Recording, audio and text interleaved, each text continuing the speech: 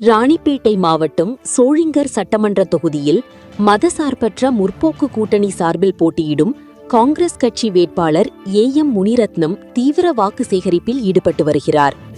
சோழிங்கர் வடக்கு ஒன்றியத்திற்குட்பட்ட பல்வேறு பகுதிகளில் கைச்சின்னத்திற்கு ஆதரவு கோரி அவர் வாக்கு சேகரித்தார்.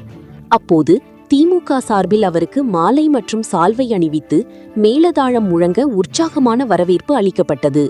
இதனைத் தொடர்ந்து பொதுமக்களிடம் பேசிய வேட்பாளர் ஏஎம் முனிரத்னம், சோழிங்கர் தொகுதி மக்களின் கோரிக்கைகள் உடனுக்குடன் நிறைவேற்றப்படும் என உறுதியளித்தார். மேலும் இளைஞர்கள் மற்றும் பெண்களுக்கு வேலைவாய்ப்பு உருவாக்கும் வகையில் புதிய தொழிற்சாலைகள் கொண்டுவரப்படும் என்றும் கிராமப்புறங்களுக்கு புதிய பேருந்து வசதிகள் ஏற்படுத்தப்படும் என்றும் தெரிவித்தார்.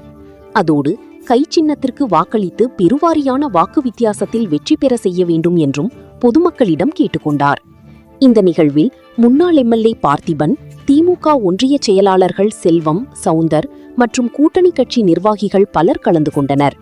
குன்னத்தூர், பழையபாளையம், தப்பூர், கூடலூர், தாளிக்கல், கரிக்கல், நந்திமங்கலம், சூறை, ஆயில், பூலிப்பாக்கம் உள்ளிட்ட ஊராட்சிகளில் வேட்பாளர் தீவிரமாக வாக்கு சேகரித்தார்.